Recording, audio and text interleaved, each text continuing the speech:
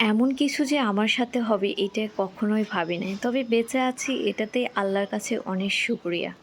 চলার পথে তো অনেক বিপদই হয়। সেসব বিপদের সম্মুখীন হওয়া কিন্তু চারটিখানি কথা নয়। হ্যালো, আসসালামু আলাইকুম। কী অবস্থা সবার? কেমন আছেন?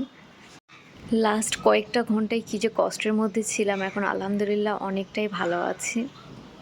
আসলে ছোট্ট একটা অ্যাক্সিডেন্ট হয়ে গিয়েছে গত রাতে। দেখতেই পাচ্ছেন আমার একটা পা আসলে ফ্র্যাকচারড হয়েছে। কারণ গত রাতে আমি সিঁড়ি থেকে পড়ে গিয়েছিলাম। মোস্ট প্রবাবলি ৭টা ৭:৩০টার দিকে আমি তাড়াহুড়ো করে একটু নামছিলাম নিচে যাব বলে। কিন্তু কথায় আছে না, সময়ের চেয়ে কিন্তু জীবনের মূল্য অনেক বেশি। সিঁড়িতে সেদিন লাইটটা ছিল না। আমি ফোনটা বাসায় রেখে নিচে নামছিলাম খুবই দরকারি একটা কাজে। কিন্তু কোনোভাবে আমি একদম স্লিপ কেটে যাই এবং আমার পাটা একদম মচকে যায়। সিঁড়িটা কিছুটা অন্ধকার ছিল, তাই আমি একদম ৩টা সিঁড়ি স্কিপ করে লাস্টেরটাতে পা দিয়েছি। এটাতে হয়েছে আমার সমস্যা।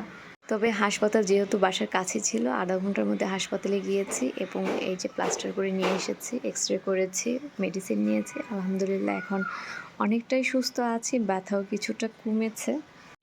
এই যে টানা কয়েকটা ঘন্টা কষ্ট করলাম, আসলে এটা কিন্তু আমার ভুলের জন্যই কষ্ট করলাম। যদি আমি সিঁড়িতে লাইটটা দিয়ে নামতাম বা আমার ফোনটা সাথে করে নিয়ে নামতাম, তাহলে কিন্তু এই দুর্ঘটনাটা হতো না। আসলে হয়তোবা এইটা কপালে লেখা ছিল। সব কিছু তো আর নিজে ভাবলে হয় না। আমরা তো সর্বোচ্চ ট্রাই করি নিজেরা ভালো হয়ে চলতে রাস্তাঘাটে বা যেখানেই হোক।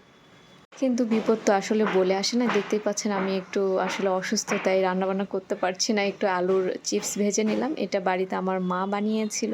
আসলে খুব একটা আমার পছন্দ না। কিন্তু যেহেতু রান্না পারছি না, ভাবলাম কি করব না করব এটা একটু ভেজে খেয়ে নিলাম। আর আসলে একা, একা সারাদিন বাসায় ভালো লাগছে না। জানেনই তো ঢাকা শহরে আসলে একা থাকাটা একটু কষ্ট।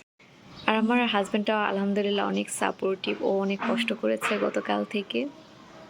সবাই খুব সতর্ক থাকবেন যেন কোনো বিপদ আপদ না ঘটে। ভালো থাকবেন সবাই। আমার জন্য দোয়া করবেন। আল্লাহ হাফেজ।